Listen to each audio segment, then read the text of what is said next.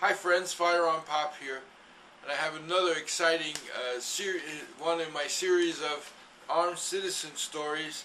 Now again, these come right out of the NRA's publication of First Freedom, and they have a whole page generally of the armed citizen, and I really enjoy these stories, and I hope you do too. So without further delay, let's get into it, and we'll go through these. Now, the first story here is this. Two female joggers were enjoying a morning run when three vicious dogs attacked them. Blood-curdling screams ran out. Onlookers dialed 911, but Gary Plague knew there was no time. He grabbed his 9mm handgun and ran on the scene.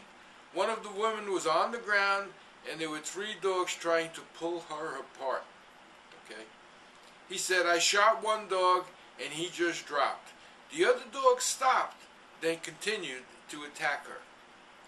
Plague's gun malfunctioned, but neighbor John Betancourt arrived with a .45 caliber pistol and shot the two remaining dogs. The most badly injured jogger was taken to the hospital with serious but not life-threatening injuries. The armed citizens probably saved her life, said police officer Joseph Holchek. And this is out of Fairfield County, California. So even in ultra-liberal California, there are people carrying concealed legally. Okay. His delivery completed, a pizza driver began to drive away when a masked man accosted him with a shotgun and announced a robbery. Okay, how brilliant is that? The driver drew a handgun that he was licensed to carry and shot the suspect.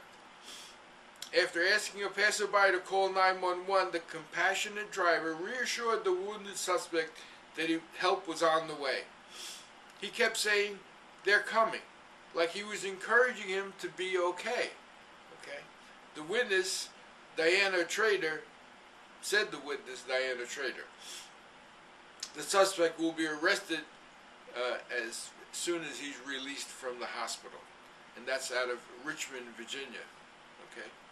Retired school teacher Larry Goldstein was awakened by a loud noise and quickly obtained his .38 caliber Smith & Wesson revolver. Gotta love those. As he reached the first floor from his Brooklyn, New York apartment, two men confronted him carrying what appeared to be a pistol and an M16 rifle. Fearing for his life, Goldstein shot one of the intruders 3 times. The wounded intruder was arrested. His accomplice fled the scene. Both guns carried by the men proved to be toys, but according to a police spokesman, they were very realistic looking.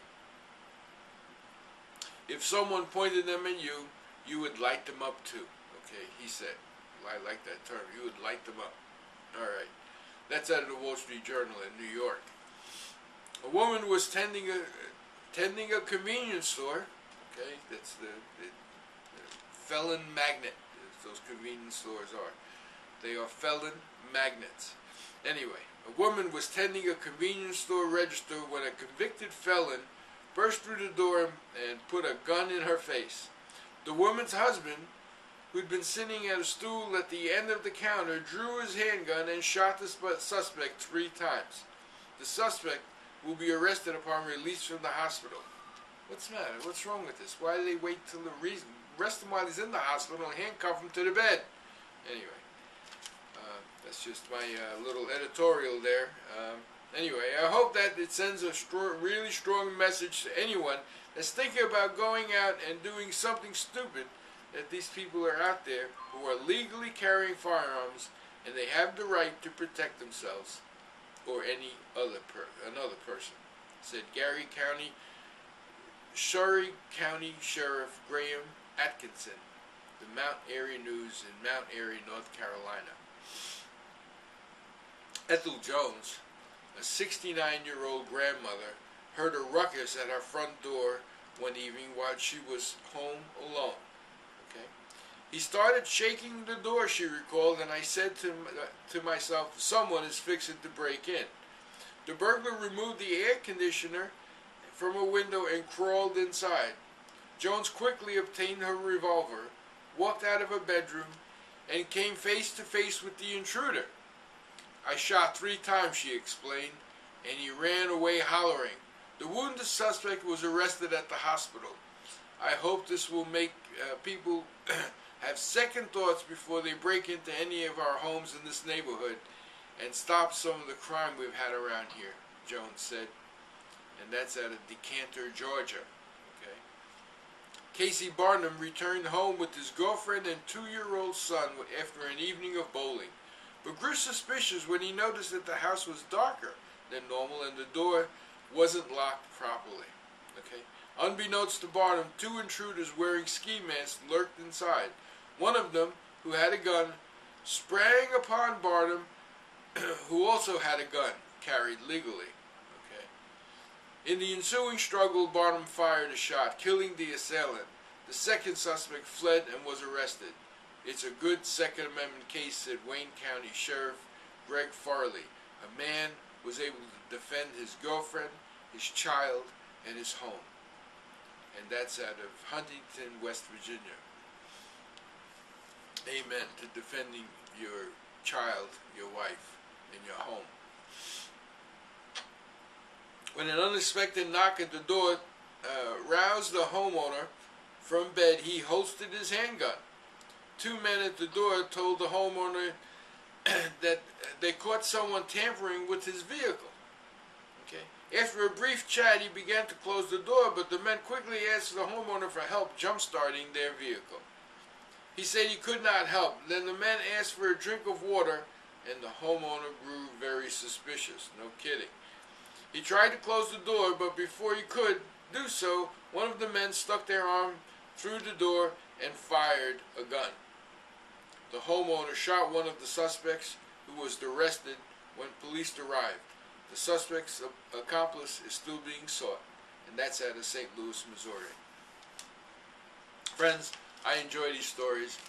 This is the first section of this magazine I go to when I get it, and these people are heroes, but they're heroes doing what they are expected to do: defend themselves, their lives, their property, and their loved ones.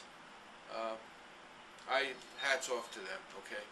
Because we need more stories like this. When stuff like this happens, these convicted felons that are set back out free, think twice, okay, about going after an unsuspected, especially elderly 69-year-old lady, okay, home alone.